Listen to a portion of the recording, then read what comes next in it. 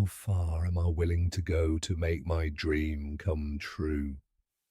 Through hell and back, that's what I kept telling myself. Through hell and back. I'd been out of a job for 6 months.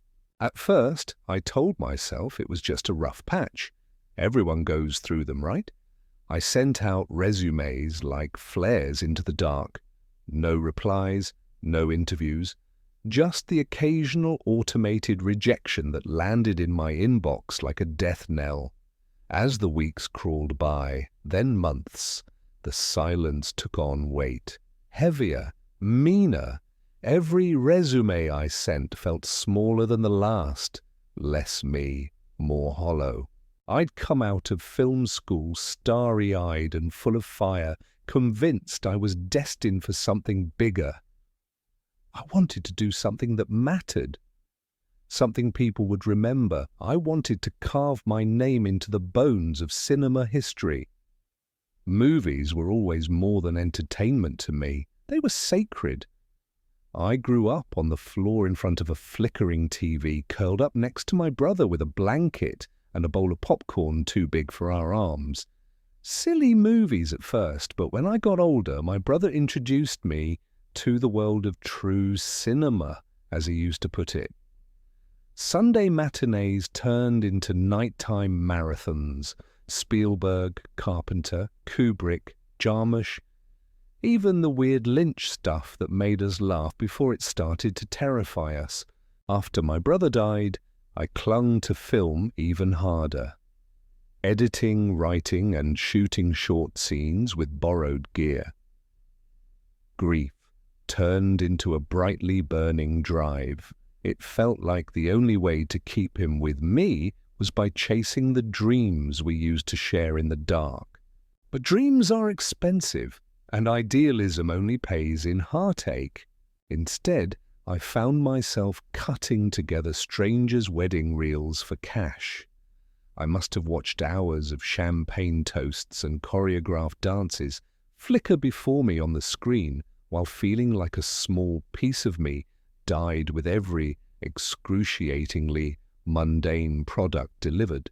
By month 3 of unemployment, I was bleeding savings. By month 6, I was pawning gear like heirlooms. My LED kit, my camera dolly, even the Super 8 I promised myself I'd keep forever. That one hurt the most. It was the camera I used to shoot my first home movie with Jeremy, my brother, the one where we made our backyard look like the end of the world. I had insisted on a zombie apocalypse setting. That reel's probably in a box somewhere now. Dusty, forgotten, kind of how I started to feel. Eventually, I stopped hearing back from job applications altogether. Not even rejections, just that sickly void of nothing, the kind of silence that feels personal. I wasn't a filmmaker anymore. I was someone who used to talk about film the way other people talk about religion. It seemed, to my heart's despair, I just wasn't cut out for the one thing I yearned the most for.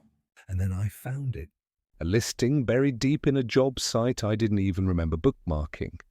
Every listing on the site was for something creative. Screenwriters, editors, set designers, concept artists, and actors. Not all the jobs were posted by companies. Some were just names, private people, vague, sometimes poetic, sometimes deranged and odd. Seeking sculptor of memory. Actor wanted, must be comfortable with going the extra mile. Sound designer needed for memory reenactment, unpaid. Most of the listings read like either performance art or elaborate pranks, like they'd been written by lunatics or theatre kids on absinthe. The listing that caught my eye simply read, "Creative assistant wanted at newly started film company. No experience necessary. Must be willing to go the distance for true art."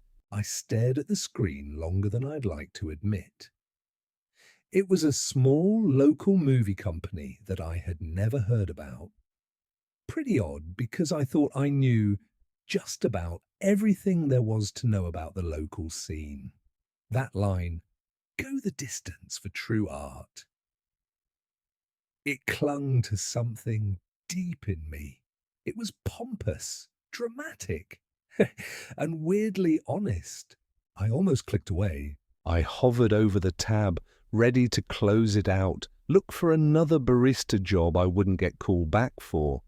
But then I thought about all the nights I'd sat alone watching Tarkovsky films with frozen pizza and debt notices, all the half-finished screenplays on my hard drive no one would ever read.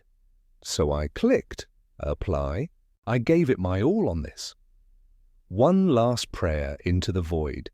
I made a personal resume and a motivated application that went into details about my passion for cinema, about my willingness to go the distance for true art, whatever that meant. Then I hit send. 2 days later, I got a reply. It was just one line, "We'd like to meet you." Attached, an address to a warehouse space on the edge of town, down by the docks. Intrigued by the sheer uncanniness of it all, I decided to give it a try.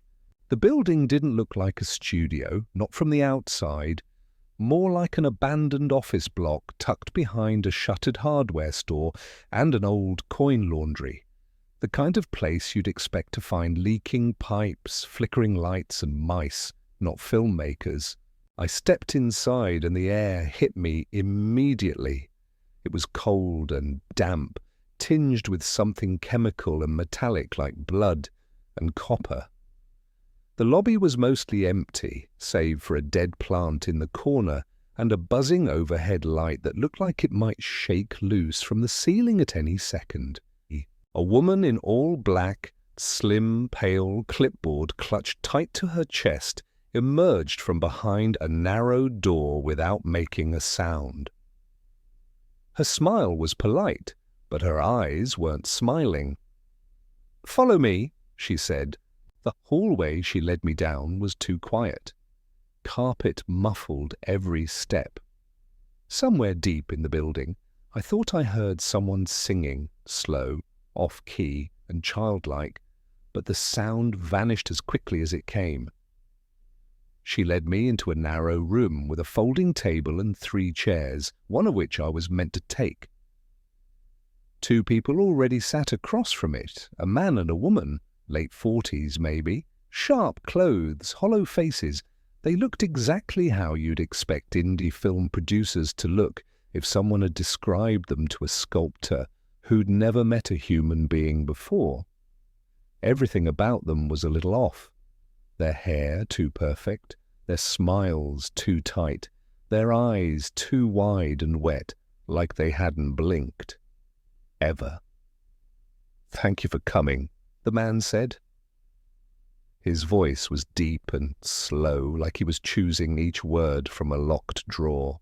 The woman nodded, and her intensely piercing eyes met mine. I felt a chill go through my body. Something about the way she looked at me felt off, as if she was staring straight through me. "We're not looking for experience, just conviction and dedication," she said. The question started out mundane. "What's your favorite film? What kind of stories do you want to tell? What directors inspire you?" I answered the best I could, though I felt stupid halfway through. The questions weren't really for information. They were watching how I answered, not what I said. Studying my mouth, my eyes, my posture. At times it felt like they were staring straight into my soul. Then the question started to shift. "Have you ever cried during a film? What scene? What did it take from you? Have you ever watched someone die? What color were their eyes at the end? Do you believe pain can be beautiful?" I answered their odd questions as best as I could, trying not to let it throw me off. I wanted this. I really did. If nothing else, if I made something here, I could finally have something to show in my portfolio. Their voices never rose. The woman took notes in long, looping strokes. Now, the man leaned in slightly every time I hesitated. I was sweating, but I couldn't tell if it was from heat or fear. Then came the question that finally lodged in my gut. What is the worst thing that ever happened to you? Silence followed. They both leaned back in unison, like snakes waiting for a heartbeat to falter. I stared down at my hands, contemplating whether to come up with a lie. I felt unspeakably uncomfortable. But their eyes, something in their eyes told me they'd know instantly if I started lying. I could feel it. Finally, my mouth opened, and I told them about my brother, about his suicide, the guilt I felt. I was surprised by how many details I ended up going into, as if some floodgate had been opened that I couldn't close again. The woman didn't blink. The man smiled, not kindly, but like he'd just tasted something sweet and sugary. His reaction appalled me and made me uncomfortable. "Thank you," the woman said softly. "You've shown us you're capable of truth. At Obscura Film, we work only with those who dare to be honest, even if it hurts, even if it goes beyond your comfort zone. Sharing something this painful with a bunch of strangers? That takes courage, and courage is what we need. The job is yours." Something about the way they listened, how they hung on every word, it stirred something in me. Unease, yes, but also curiosity. Maybe a darker impulse I didn't want to name. I ignored it and asked them a question that still puzzled me. About the job. What exactly am I expected to do? The listing wasn't very specific. The woman didn't flinch. Her eyes showed no emotion whatsoever. You're expected to do exactly what is needed for true art to manifest, nothing more or less. If you need to direct, you direct. If you need to write, you write. If you need to act, you act. This is an opportunity for you to bring all your talents to the table, for you to grow into your full potential. I nodded politely, but that answer gave me little in the way of clarity. As I would come to find it, clarity wasn't something they were big on. My first day was the following Monday. I was nervous but also excited. The warehouse looked different in daylight.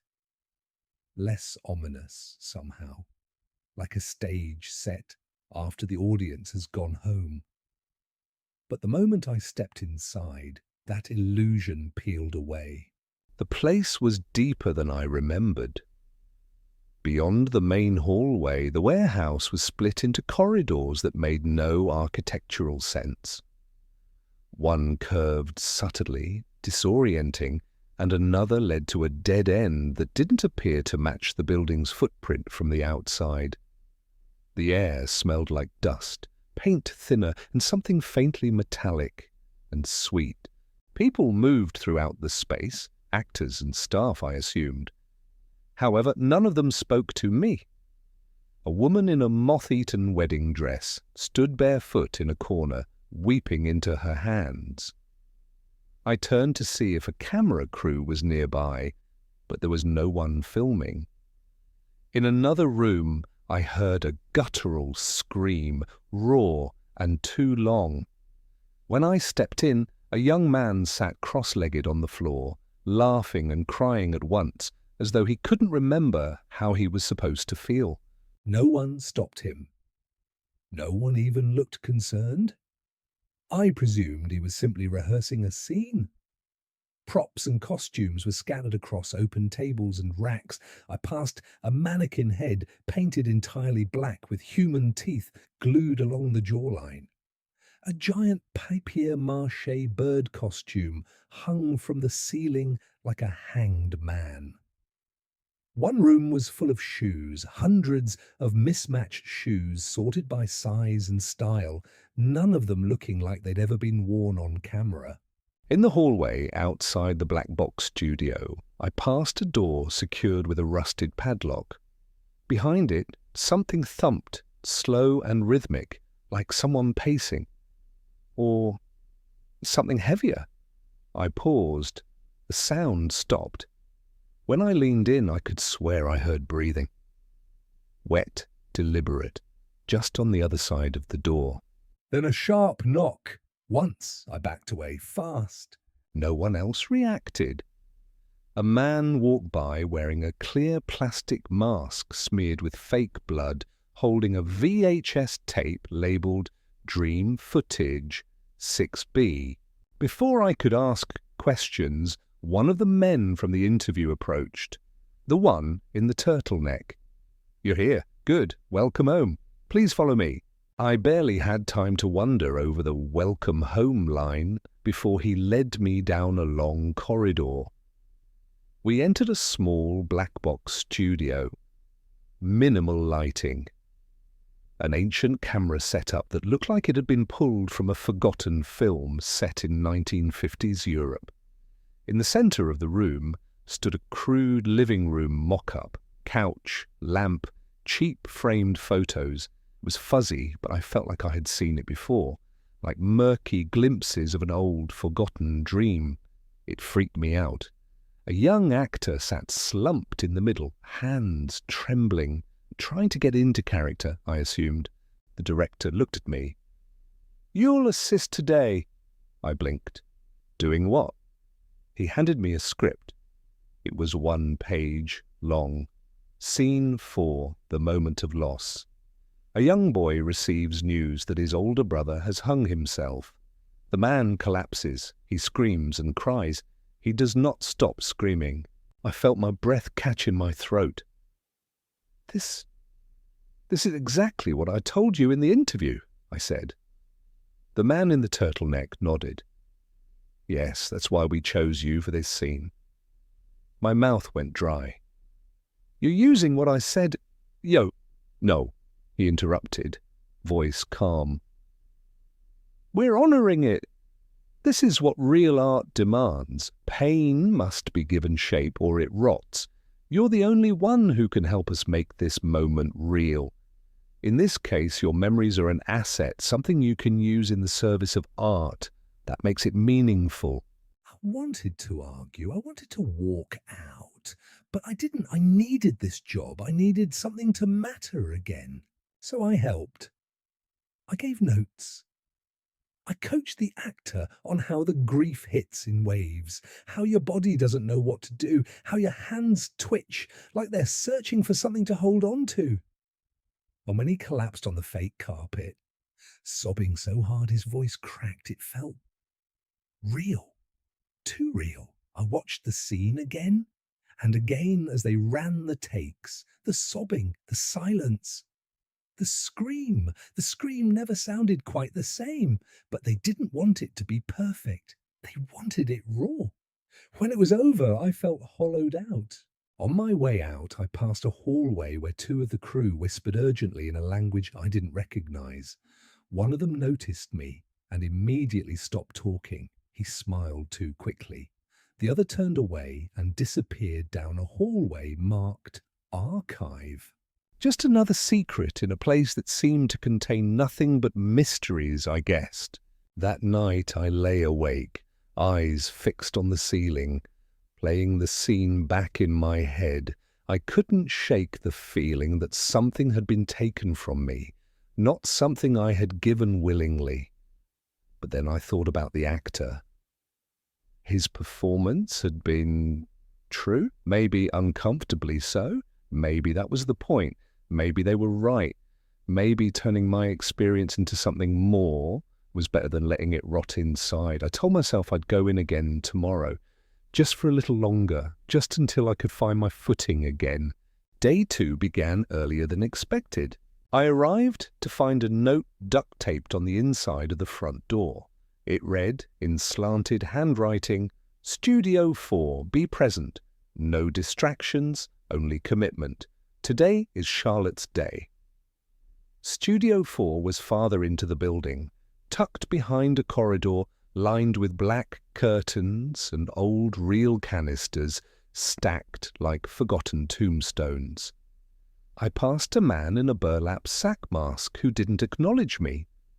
A woman walked barefoot down the hallway, whispering lines from King Lear to herself. Bloody gauze wrapped around her hands. The air in Studio 4 was dense and hot, like someone had turned the vents off hours ago. 2 bright key lights illuminated a modest living room set, cracked wallpaper, a threadbare couch, and old toys scattered across a stained carpet. In the middle stood a man in a wife-beater and slacks. He was red-faced, barrel-chested, and he was pacing back and forth. In the corner sat a girl, early 20s, maybe younger. Her shoulders hunched, her eyes were hollow. Her hair hung damp in front of her face. Her breathing was shallow. As I entered, one of the men from my interview appeared beside me, smiling like we were about to start a magic show. He handed me a clipboard. "You're helping direct this one," he said.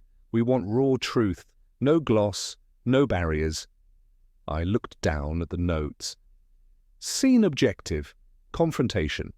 Daughter refuses to forgive. Father escalates. Real-time reaction. Film until breaking point. It seemed straightforward enough, but I noticed that the woman playing the part of the daughter seemed unnaturally on edge, like she was breaking down already before the cameras had even started rolling. If she was getting into the role, she was quite an amazing actress. The man from the interview noticed my lingering and puzzled gaze. "Method," he said with a glint in his eye that didn't quite fit his tone. "They don't break character ever. They know the boundaries. They signed the waivers. They each lived through this. An abused daughter, an abusive father. It has to be as real as it can get." As if on cue, the man turned and slapped the girl hard across the face. The sound cracked through the room like a whip. No way, that was a fake slap. She didn't cry out, just flinched, swallowed the pain, and stared up at him with trembling defiance. I staggered forward. "Hey, what the hell?" The director I was supposed to assist caught me by the arm. "Do not interrupt," he hissed. "You'll ruin the take." That looked real. It was real. That's the point. I looked at the girl again. Her lip was bleeding, just a little. Her eyes flicked toward me. Was she pleading or acting? I didn't know any more. "Pain," the director whispered. "It's how we dig down to the marrow. You said you were ready to go the distance, didn't you? We're all ready to bleed for art. If you're not, then maybe..." I flinched. I desperately needed this. Besides, these actors could walk out any moment if they felt like it. They had signed up for this, and so had I. There was no way I was going back to editing people's wedding footage. I filmed the whole thing. Later, after the others had filtered out, some laughing like nothing had happened, others dead silent. I sat alone in the break room, a cup of coffee going cold in my hand. I hadn't taken a sip. The bitter smell made my stomach turn. That's when I saw her again, the actress from the scene. She moved past the doorway slowly, like she didn't want to be seen. Her face was turned slightly, but not enough to hide the faint swelling near her jawline, or was it just shadow? She held her arm stiff, like it hurt to move. Her eyes caught mine for a split second. A flicker of doubt in her face, like she was trying to convince herself it had all been worth it. Like maybe, just maybe, the scene had cut deeper than she expected. Then she disappeared down the hall, leaving me alone with a silence that suddenly felt heavier. I began asking myself what exactly I had walked into here. This was already more than I had expected. So many questions loomed, and along with it, dread for what the answer might be. But oddly enough, also a creeping curiosity. I wanted to stay, not just because I needed the job, but because I was starting to understand why they called it true art. And that realization intrigued me. I wanted to know more. I wanted to see how far they were willing to go. Maybe even how far I was willing to go myself. The third day things got even weirder. The morning began with an all-hands meeting in the screening hall, though no films were shown. Rows of plastic chairs faced a low stage where the studio's executives eventually emerged. 3 of them. I'd never seen them before, and something about them didn't sit right. They looked wrong. Faces too smooth, as if they'd been vacuum sealed in place. Skin waxy, almost artificial under the buzzing fluorescence. Their smiles were stiff and identical, too wide. Their eyes the same icy blue colour. So icy blue they almost seemed white. They blinked too little. Moved too slowly, like actors playing human beings for the first time and just barely getting it right.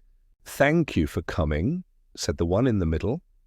His voice was oddly deep, deeper than what seemed possible for a human voice. "We know some of you are tired, maybe even confused."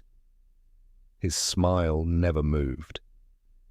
"But that's good," he continued. "All beginnings are hard. Doubt is part of the process. Doubt means we're near the edge of something meaningful, and the edge is where true art begins." The others nodded in perfect rhythm like marionettes sharing one brain. "We ask for your trust. We ask that you keep giving yourselves to this work, even when it hurts, especially when it hurts. In the end, every frame we capture will be proof that you mattered, that we mattered. This studio, you, will make history." There was scattered applause, a few murmured affirmations. I clapped too, but my hands felt numb. I looked around and it hit me, all of the people gathered here. I recognized the look in their eyes. I had seen it in the mirror. Desperation. A yearning to belong somewhere, somewhere that mattered, somewhere that made them someone. Afterward, I was handed a manila folder with today's scene assignment. I flipped it open and my breath caught in my throat. 1 page, sparse dialogue. 2 boys seated on a living room floor. A blanket fort. Crayons. Plates of grilled cheese sandwiches cut into dinosaur shapes. My stomach dropped. I remembered it. I must have been 10. My brother Jeremy was 15, older, cooler, already half-stepping into the world beyond me. But that day, none of that mattered. I'd been sick for days, curled on the couch under a fleece blanket, limbs aching, skin burning with fever, the kind of flu that makes the ceiling blur and the hours dissolve into static. Our parents were both at work, stretched thin and tired. But Jeremy stayed home. He said school could wait. He pulled the couch cushions to the floor and draped a blanket over 2 chairs, building a crooked little fort that glowed softly from within. He lined up a stack of dusty VHS tapes, The Iron Giant, Jurassic Park, Indiana Jones, and told me we were having a film festival, just us, sick day cinema. Then he disappeared into the kitchen. I could hear him clattering pans, muttering like a mad scientist. When he came back, he had a plastic plate in his hands. On it were 2 grilled cheese sandwiches, each cut messily but unmistakably into the shape of dinosaurs. He held it out like a sacred offering. "Eat them fast," he said, eyes wide, with mock seriousness, "or they'll eat you first." I laughed so hard I thought I'd puke. My head pounded, my throat burned, but for a few seconds none of that mattered. It was perfect. A small, silly moment wrapped in warmth and grilled cheese grease, and the safety only an older brother can give. That day became sacred in my memory, one of the few untouched by what came after, untouched by images of his dead frame hanging from the ceiling, by guilt and doubt, by his ever-burning absence. In that moment, Jeremy wasn't just my brother. He was the whole world. But the scene I held in my hands was not that memory. It wore its skin, but something was deeply, hideously wrong. The header at the top read, NNT Blanket Fort. Day, rough script, room for improv. Just like it had been. The couch cushions, the blanket canopy, the soft glow from a flashlight balanced in a plastic bucket, a plastic plate of grilled cheese sandwiches cut like dinosaurs. But then, older brother, Chuttum 15, wide as smill as wide as you can. You have to eat all of them. You promised. Younger brother, 10. I don't want to. They look wrong. Older brother, guilting his younger brother, sadness in tone, like a betrayal has happened. This was the best I could do. Don't you like it? I made them just for you. All my love is in there. Stage direction. The younger boy hesitates. He picks up a sandwich, bites. A crunch, too sharp. He recoils. Blood spills from his mouth. Younger brother, muffled, panicking. It hurts. More blood. He opens the sandwich. It's filled with shards of glass. And then older brother, 15, dead eyes, no expression. Keep chewing. If you don't eat them fast, they will eat your soul. I could barely breathe. My eyes scanned further through the rest of the script as my stomach twisted in protest. It continued, coldly, precisely, describing how the boy tries to scream, but his tongue is already cut. How the brother sits back in the corner of the fort, watching, unblinking. Older brother, conted. The story doesn't end until the mouth is quiet. I gripped the folder tighter, the paper warping under my fingers. I wanted to tear it apart, burn it, but I couldn't stop reading. This was sacred, this memory. One of the last pieces of my brother that hadn't been warped by loss. A day I'd kept locked in a quiet corner of my mind, too precious to speak aloud, and yet here it was, filleted, perverted. No one could have known. I'd never told anyone, as far as I remember, certainly not them. But somehow they had found it. Even worse, they'd twisted it into this abomination. I confronted one of the creative leads during break. The same man who'd asked me in the interview what the worst thing that ever happened to me was. He looked at me with wide, unblinking eyes, calm, reverent. We're not recreating your pain, he said. We're giving it form, letting it breathe, so it can mean something more than just loss. Listen, I know this seems unconventional, but this is a meditation on how our memories are warped and turned into monstrous things when we process pain and loss.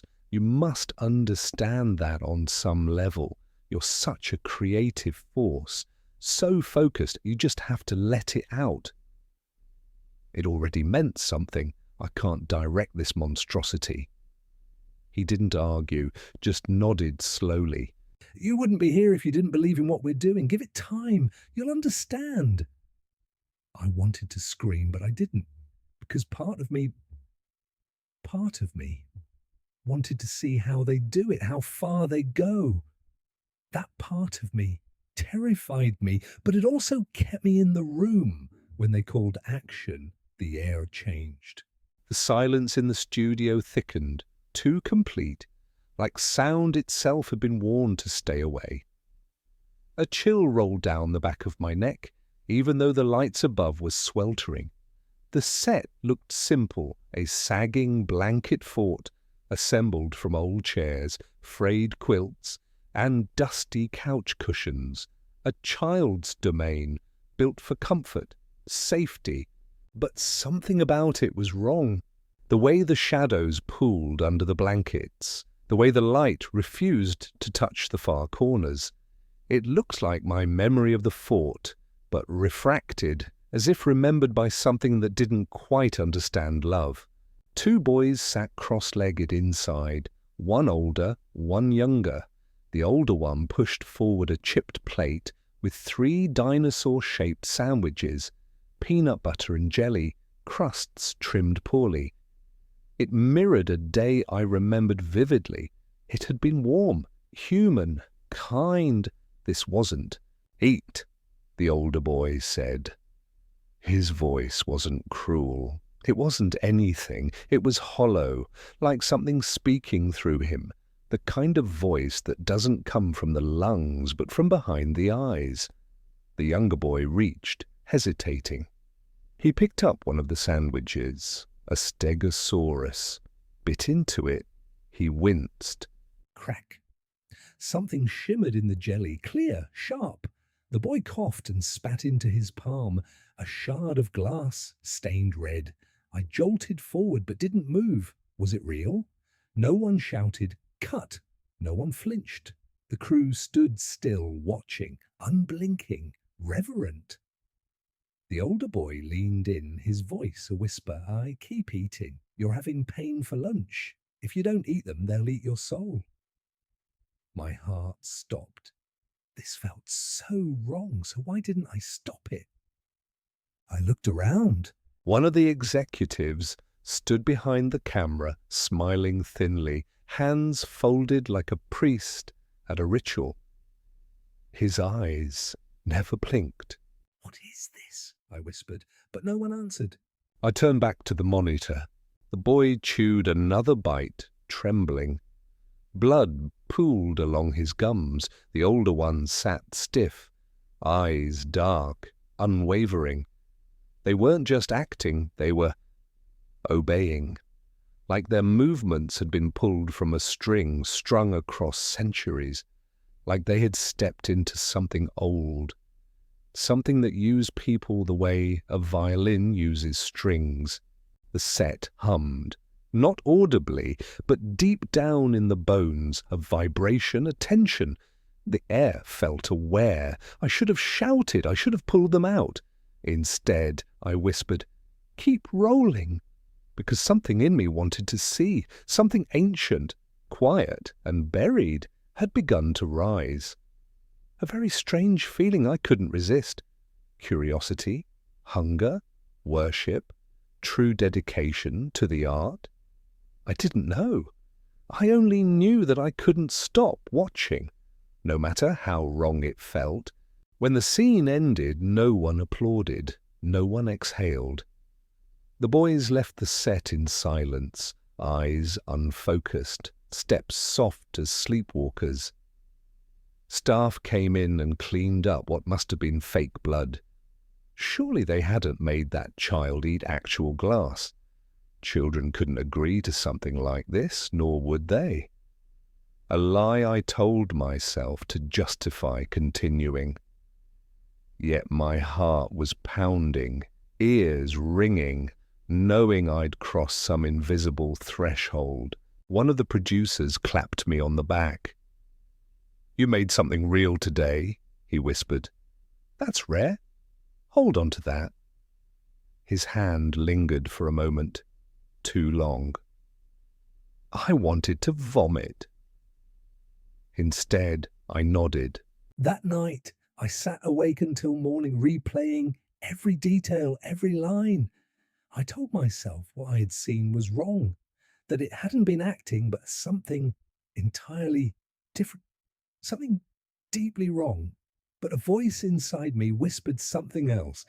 You didn't stop it, you directed it, and part of you felt alive. On the 4th day, we were all called into yet another assembly. They called it a creative alignment circle. No one warned me. The entire staff was herded into a wide, soundless studio space, one of the older ones, with ceilings that stretched into shadow and walls that looked vaguely burned. There was a faint, metallic smell in the air. Not blood, not quite, but something adjacent. The lights overhead buzzed in rhythmic pulses like a heartbeat gone wrong. We sat cross-legged in a ring of mismatched chairs, no cameras, no phones, just silence and expectation. At the center stood one of the executives. It was the same man with the too smooth face, like his expression had been carved into place and then polished until no emotion could stick. He spoke slowly in a tone so even it felt inhuman. "Art lives in vulnerability," he said. "True art is not safe, it is not gentle, it is not filtered through ego or fear or comfort. If you have come here to create safety, you've come to the wrong place. If you wish to have your dreams and desires fulfilled, you must push yourself further. You must be worthy. We know you are all here because you are missing something, but nothing worth having ever comes easy." Then he smiled, not warmly. He pointed to a young man across from me. It was one of the camera techs, barely more than a kid. "Stand." The tech stood, trembling slightly. "Who do you think is failing the art? Who here doesn't show true dedication?" The boy looked confused, then terrified. He tried to stammer something out, but the executive cut him off. "Point to them." The room tensed. Slowly, the boy lifted his hand and gestured toward a woman sitting beside me. It was a production designer I'd shared lunch with on the first day. She didn't want to redesign the set for the stillborn baby scene," he mumbled. "Said it was exploitative, that it felt wrong." The woman's jaw clenched. Her eyes glinted with fury. She stood without being asked and snapped back, voice cold. "And you filmed it without flinching, like it turned you on." I felt discomfort in my entire body. The circle gasped. Some laughed. The executive clapped once, loud. "Good, more," the executive said coldly. And like that, the room turned. They called it feedback, but it was flaying. Every word was sharpened, each critique cut with surgical cruelty. I watched soft-spoken costume designers eviscerate interns for cowardice. Editors accused actors of vanity. Someone called a director's trauma scene emotionally flaccid. It was pure psychological carnage. And when it was my turn, I was ready to lie. I was ready to say something surface level, diplomatic, but I felt eyes on me. Not just the executives, something else, watching through them, some sort of presence that had loomed since the first day I set foot in this place. I pointed to a middle-aged man with a quiet, scholarly demeanor. "He hesitates before every take," I said. "Like he's scared of what might happen if the scene gets too real. I don't think he has it in him. He's too soft." He flinched, but nodded. A tear slid down his cheek. The circle moved on. I hated how good it felt, how pure, like a poison finally leaving my bloodstream. But as the exercise ended, I noticed something. No one had left the circle unscathed. Even those who delivered the harshest critiques had been wounded. There was no triumph, only thinning skin. I myself had been torn to shreds, but it only left a feeling in me that I could do better. Like some unseen force had taken over, driving me onwards towards perfection. When the executive dismissed us, his final words rang out like a benediction and a curse. "Remember, creation and destruction are two sides of the same coin.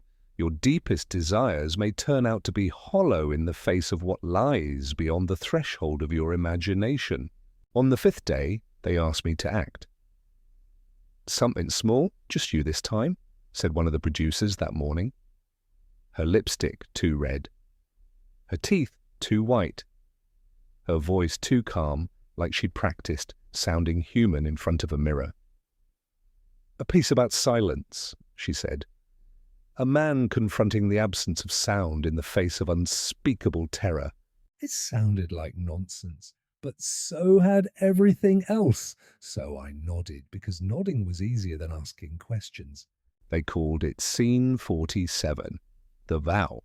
No script, just a costume that wasn't a costume. A hoodie I hadn't worn since high school. My old sneakers, same scuffs, same broken lace.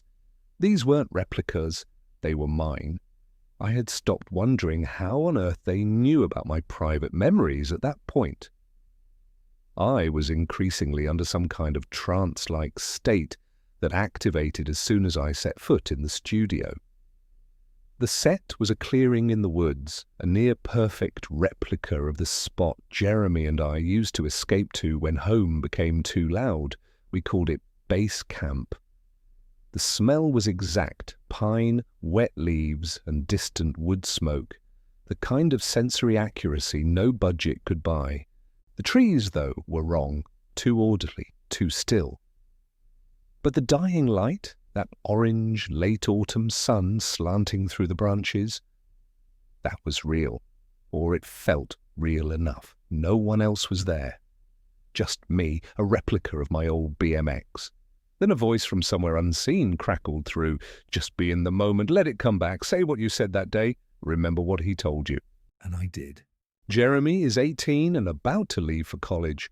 One last ride to the woods. No dares, no jokes, just quiet. A shifting silence that would now forever mark the beginning of the end, when everything changed. I'd asked him, voice trembling, "You'll still come back, right?" And he'd laughed, pointed to the clearing. "I'll always be here, idiot, right here. You come back and I'll find you." It was one of the last happy moments we shared. Pure, untouched. But what stepped from the trees wasn't Jeremy. It looked like him.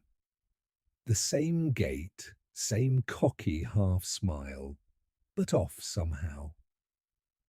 His eyes were too still. His smile stayed too long, like it was pinned in place. He didn't blink. He sat beside me, like Jeremy had, like the memory wanted him to. Actor as Jeremy. "You know you can't stay here forever." And me hesitating. "What?" "Actor. You keep coming back to this place, hoping to find something that's already rotted." My pulse spiked. That wasn't the line. That wasn't even close. But I didn't stop because I couldn't. The trees leaned in. The shadows around the clearing deepened, teeth hidden in the bark. The air itself buzzed, electric and wrong. "Me, you said you'd always be here. Actor. And I am," he grinned. Something cracked behind his teeth. "You just didn't know what it would cost." He reached out. I shuddered as he touched me. His hand was cold, not death cold, but something other, ancient and hungry, pretending to be familiar. Tears slid down my face, not on cue, not for performance. The hidden voice returned, whispering through the branches. "Good. That's it. Let it hurt. Let it bleed." And I did. The cameras spun, unseen. The trees trembled with a low, droning hum, like the clearing had lungs, like the set itself was watching. Birdsong warped into low, mumbling voices, language stripped of meaning, feelings laid bare. "Give it all, bleed it for the frame, show me you are worthy." At that moment, I didn't just understand it, I felt it. Deep within my being. It was never about performance. It was about sacrifice. We were all sacrificing part of ourselves for something much grander than us. In the following months, I increasingly lost my sense of time. The days seemed to float together as I continued my work at the studio. One day, out of the blue, one of the executives pulled me aside. He wore the usual mask they all did, his face too smooth, smile too exact, like it had been rehearsed or printed.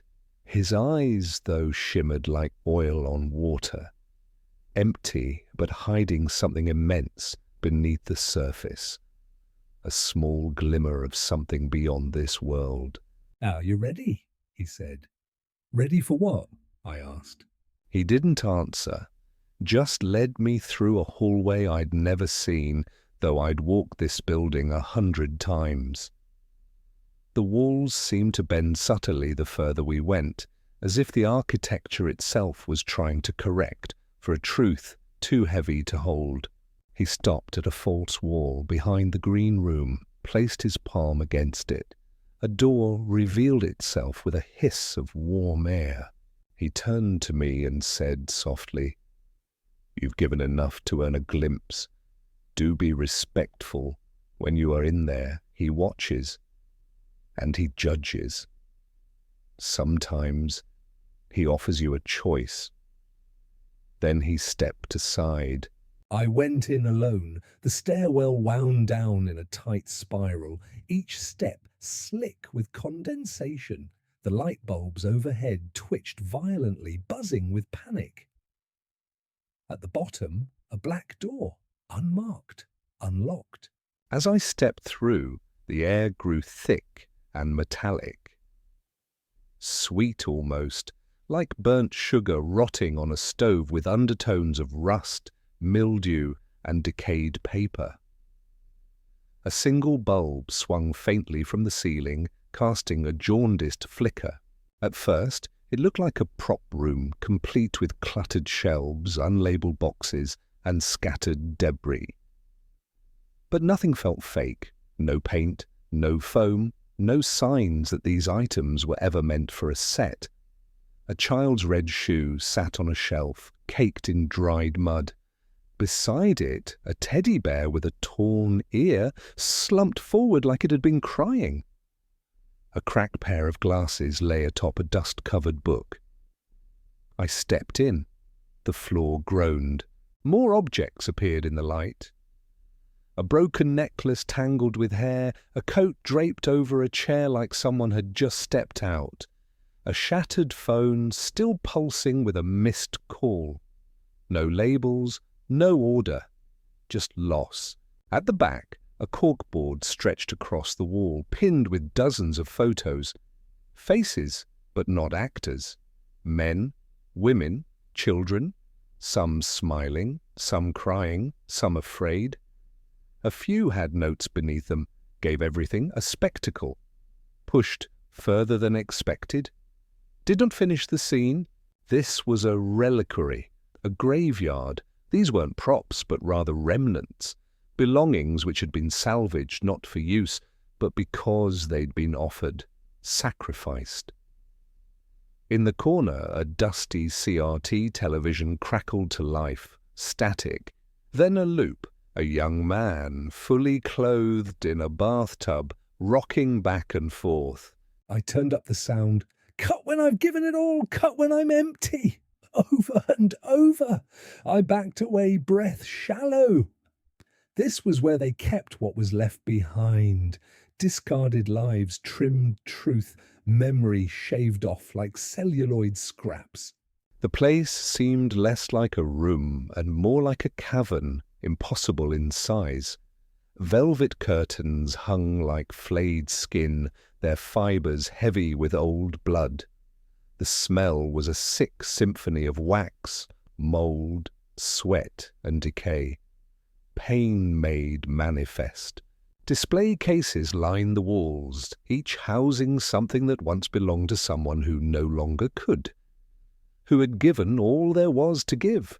A rusted tiara spattered with blood, a ballet slipper split and soaked, jars sat on pedestals, teeth, nails, torn bits of script.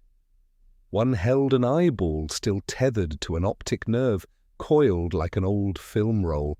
There were sketches scattered like offerings, storyboards of torment, diagrams for devices that blurred the line between surgery and performance art, scribbled notes on pain thresholds, ink-streaked questions scrawled into every margin. Is fear stronger than grief? How many takes before the soul fractures? Do screams sound better in mono or stereo? And then I saw it. As I made my way further into the room, a shrine. But that word, shrine, it felt blasphemously inadequate. What stood before me was a towering and terrifying idol. It stood 10 feet tall, yet somehow seemed to loom infinitely higher, as though the ceiling bent away in fear of its presence.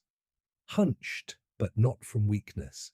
Its spine twisted like overloaded film reels melted into bone, as if bowed beneath the weight of countless confessions, endless agony, and voyeuristic worship. Its body was a grotesque cathedral of flesh and film equipment.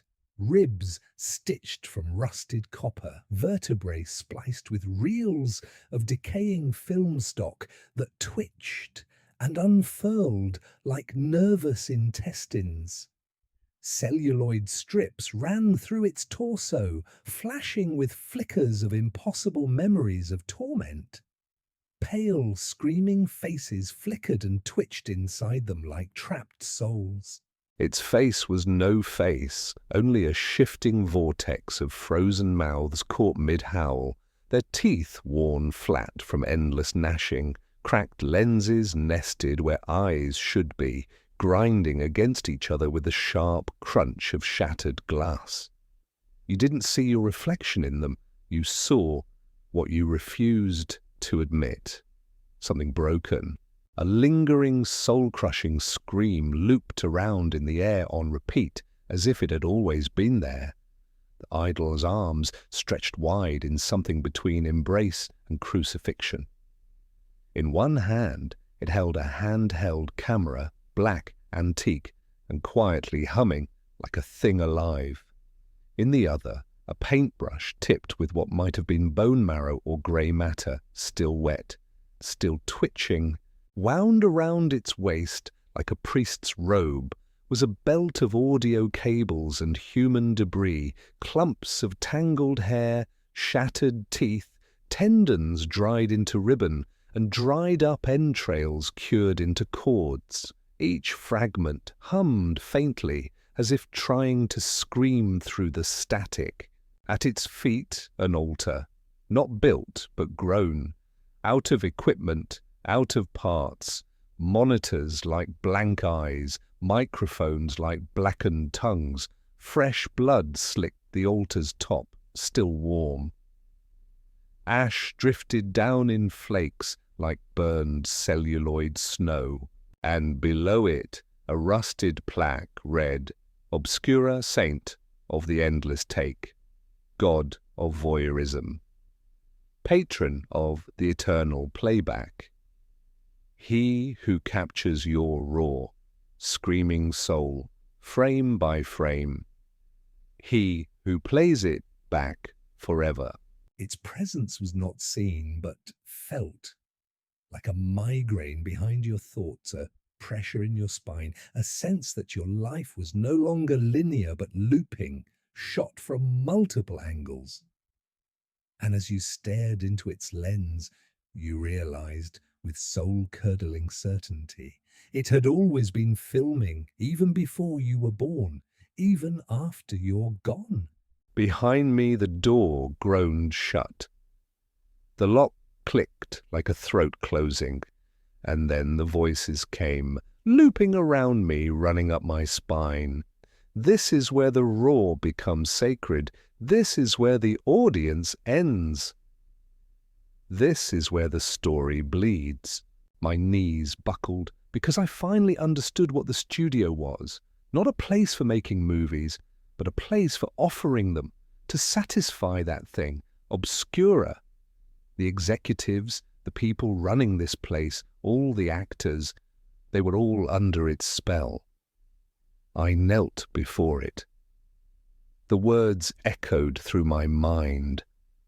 He who grants the worthy their most burning desire. I don't know how long I knelt before the altar. Seconds, minutes, hours. Time had gone elastic here. It was pulling, looping, fraying at the edges. The flickering monitors showed fragments of my life overexposed and stuttering like dying memories. But just then, the air buckled, and Obscura stood, not flickered, not hunched, but fully risen. It unfolded like a collapsed cathedral dragged upright by unseen hands. The film stock tendons along its spine snapped taut. The lenses in its face spun wildly, projecting impossible constellations of grief and memory across the altar room. Each step it took pulsed in my chest like a drumbeat made from my own blood. And then it spoke, but not with words, with images, with scenes burned into my skull, faster than I could process, deeper than I could unsee. Jeremy. My brother, 16, sunlight in his hair, the camcorder wobbling in his hands as he laughed through a line we'd rehearsed 100 times. He wore a crumpled paper crown from the grocery store, brandishing a plastic sword like it was Excalibur. His grin was wide, unstoppable, so real I could almost hear the tinny click of the record button, the whir of the tape. Then the reel snapped forward. Jeremy at 19, the crown gone, the sword gone. Just him, slouched at the foot of his bed where the curtains never opened, the light never reached. His skin pale with the kind of exhaustion no sleep could cure. His eyes, hollow, rimmed red, fixed on nothing. Obscura's voice came next. 1,000 voices in one, studio executives, dead actors, critics, damned souls, my own voice, cut and layered and pitched through rusted audio filters. You want to bring him back? My mouth was dry. I couldn't speak. You want to rewrite the scene to go back before the fall, before the tightening of the rope, before the cut. It stepped closer, lenses narrowing. You can! A news screen blinked to life. Jeremy, alive. Not a memory. Not a hallucination. Real. He looked older, 27 maybe. A quiet light behind his eyes, laughing, whole, sitting with me on the porch, talking about our old home movies, the movies we'd stopped making. Obscura's voice cut through and interrupted the memory that never happened. But some stories take sacrifice. A second screen lit. It was me, standing on a stage, Oscar in hand, critics weeping, students quoting my name like scripture, a filmography stacked sky high, immortal, known, remembered. Obscura raised a hand. In its palm, a coiled strip of my life yet to be lived, one reel, but split in two. And I understood 2 paths. Jeremy, alive here, now. But my fire, the passion I had, was extinguished forever. I would never finish another screenplay, never feel that raw hunger to capture light and shadow again. The stories would be gone, drained from me like blood. I'd be nobody in the industry, a man with love but no legacy. Or greatness, the pinnacle. Masterpieces etched into time. My work would outlive empires. I would find my place among those I admired the most. But Jeremy would remain gone, final and unfinished, a ghost behind every lens flare. Obscura leaned in, its voice now a whisper of tape unraveling. Choose. I shook. Sweat and tears slicked my face. Obscura tilted its head. Tell me, what do you hunger for more, the perfect scene or your brother's laugh? And I broke. I saw the truth, not just of Obscura, but of myself. For so much of my life I thought I wanted greatness. Legacy. I thought I wanted to shock and awe people. I chased it like a curse. I thought if I could make something lasting, Jeremy's death wouldn't be in vain, but all I had ever wanted was one more ordinary moment, a laugh, a shitty movie night, something real. I reached for the reel with Jeremy's face on it. Obscura didn't move, it accepted. And as soon as my fingers closed around that reel, the monitors went black. The altar cracked. The celluloid veins in the walls burst into white fire. I screamed as a foreign sensation struck through my body and mind as if I was being sucked dry. I felt the cinema leave me like a fever breaking, the desire to immortalize gone. I remembered every frame I had ever dreamed of shooting and watched them dissolve into light. Behind me, Obscura loomed, motionless yet alive, its towering body of boned wire, reels and memory hummed with a low, insatiable hunger. The shrine began to flicker around it. Frames started peeling back like burned celluloid, the set collapsing into negative space. Reality curled at the edges, revealing not brick, not architecture, but raw intention. This was not a room. It never had been. The altar was no table. It was a pupil, dilated with longing. The walls weren't walls, but membranes. Thin layers between thought and exposure.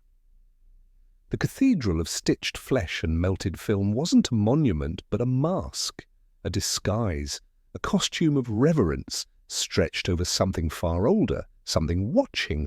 Obscura, the god of voyeurism, was not born. It had always been, a primordial thing that fed not on blood or worship, but on sight, on intimacy, on the terrible vulnerability that comes when pain is made public.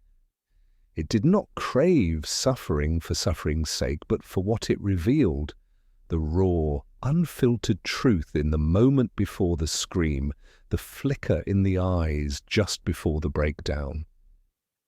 It wanted you to be watched, utterly, completely, in your worst moments. And for those it found worthy, it offered a choice. You could bargain with Obscura, but never without cost. It could give you what you desired most.